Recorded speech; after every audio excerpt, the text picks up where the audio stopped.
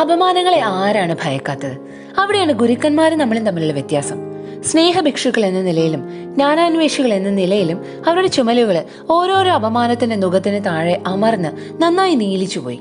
വേദനാജനകവും അവിശ്വസനീയവുമായ അപമാനത്തിന്റെ തീക്കാറ്റുകള് അവരുടെ ജീവിതത്തിന് മീതെ നിരന്തരം വീശിയെങ്കിലും ഇത്തരം പ്രതിസന്ധികളൊന്നും അവരുടെ ആന്തരിക പ്രപഞ്ചത്തെ ദുർബലമാക്കിയില്ല. സോക്രട്ടീസ്, ഗലീലിയോ തുടങ്ങിയവരുടെയൊക്കെ ജീവിതം അത് ശരിവെക്കും. നിന്ദനങ്ങളെ മൂലധനമാക്കാൻ ബലമുള്ള ഒരു ആന്തരിക പ്രഭ അവരോടൊപ്പം എന്നും ഉണ്ടായിരുന്നു. രാജവാഴ്ചയൊക്കെ ലോകത്തില്ലാതായെങ്കിലും നമ്മൾ ഇന്നൊരു രാജാവിനെ ഓർക്കുകയാണ്.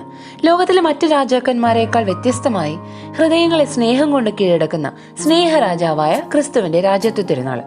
അപമാനങ്ങളും പീഡകളും എല്ലാം നമ്മോടുള്ള സ്നേഹത്തെ പ്രതി ഏറ്റുവാങ്ങിയ, സ്നേഹം കൊണ്ട് നമ്മെ തോൽപ്പിച്ച സമാധാന രാജാവ്, സോളമനിറ്റി ഓഫ് ക്രൈസ്റ്റ് കിങ്. അവന്റെ സ്നേഹഭാചനങ്ങൾ എന്ന നിലയിൽ നമുക്കും ഏറ്റുപറയാം, വിവാ ക്രിസ്റ്റോറെ, ക്രിസ്തുരാജൻ നീണാൾ വാഴട്ടെ.